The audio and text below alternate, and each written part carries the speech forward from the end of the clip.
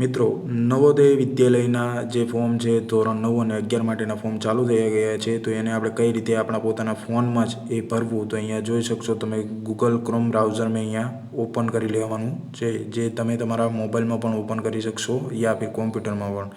તો અહીંયા તમારે સર્ચ કરવાનું છે, જે રીતે અહીંયા કોમ્પ્યુટરમાં હું બતાવી રહ્યો છું, જે આપણે અહીંયા જોઈ શકશો નવોદય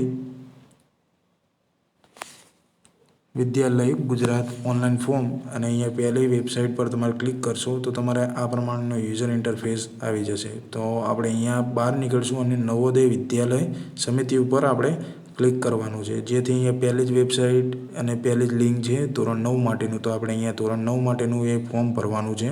અને જો તમારે 11 માટેનું ભરવાનું તો એના નીચે પર ક્લિક કરવાનું છે. તો ધોરણ 9 માટે અહીંયા હું એપ્લાય કરી રહ્યો છું. અને અહીંયા જે બી તમારે છે, ધારો કે અહીંયા હું ગુજરાત રાજ્યમાં એપ્લાય કરું છું તો ગુજરાત એપ કરવાનું છે. અને સાઈડમાં જે તમારો જિલ્લો છે જ્યાં તમે 8મું ભણી રહ્યા છો, તો અહીંયા હું પાટણ છે. અને તમે ભણવા ક્યાં માગી રહ્યા છો એ બી અહીંયા પાટણ છું, બરાબર. તો અહીંયા તમારે ઉમેદવાર કા નામ લખાય, તો અહીંયા તમારે સ્ટુડન્ટ નામ લખવાનું છે. તો અહીંયા એ નાખી દઉં.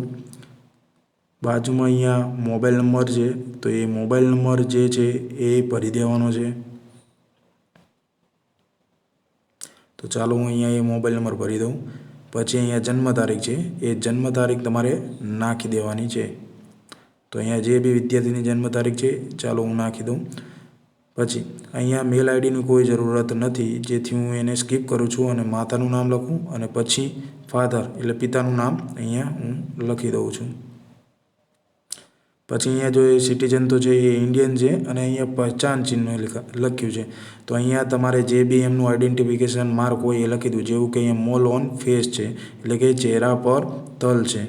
અહીંયા પછી લિંગ છે એ મેલ છે, તો અહીંયા એ પ્રમાણે ક્લિક કરી દઉં છું. અને કેટેગરી SC છે, તો SC હું ક્લિક કરી દઉં છું.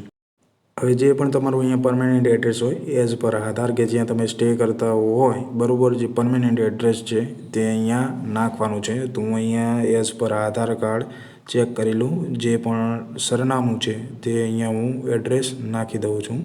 સાઈડમાં જે પિનકોડ છે એ પિનકોડ અહીંયા હું લખી દઉં એઝ પર આધાર, જે પરમેનન્ટ મારે એડ્રેસ છે.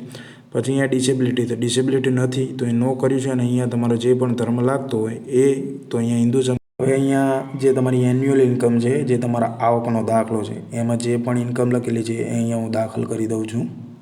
એના પછી અહીંયા તમારે નીચે જવાનું છે અને તમારું સ્કૂલનું નામ જે પણ હોય, જેવી કે અહીંયા પાડિયા પ્રાઇમરી સ્કૂલ છે, તો એ સ્કૂલનું નામ અહીંયા હું એન્ટર કરી દઉં છું. અને એના પછી જે અહીંયા નીચે લખેલું છે માન્યતા પ્રાપ્ત, એમાં એવું જ આવશે કે તમારે જે કોલેજ છે, સ્કૂલ છે એ રિકોગ્નાઇઝ છે, તો એ રિકોગ્નાઇઝ કરી દેવાની છે.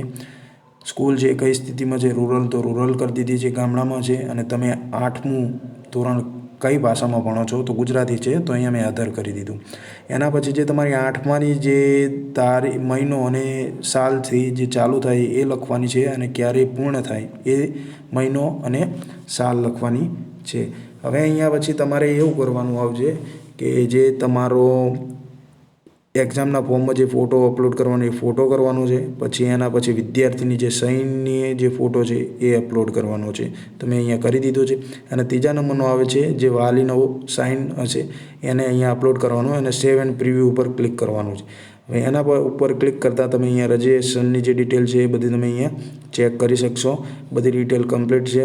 જો અહીંયા ફરીવાર એકવાર આપણે તોય ચેક કરી લઈએ, જેથી અહીંયા મારી ડિટેલ થોડી હતી સુધારવાની, તો મેં એડિટ ઉપર ક્લિક કરવાનું છે. એડિટ ઉપર ક્લિક કર્યા પછી અહીંયા તમારે જે બી સુધારવાના હોય એ સુધારા કરી દેવાના. તો મેં અહીંયા સુધારી દીધું છે.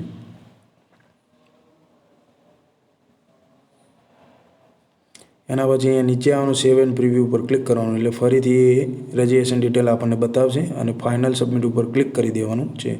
તો અહીંયા ક્લિક હિયર ટુ પ્રિન્ટ, તો તમારું જે ફોર્મ છે એ પ્રિન્ટ થઈ જશે.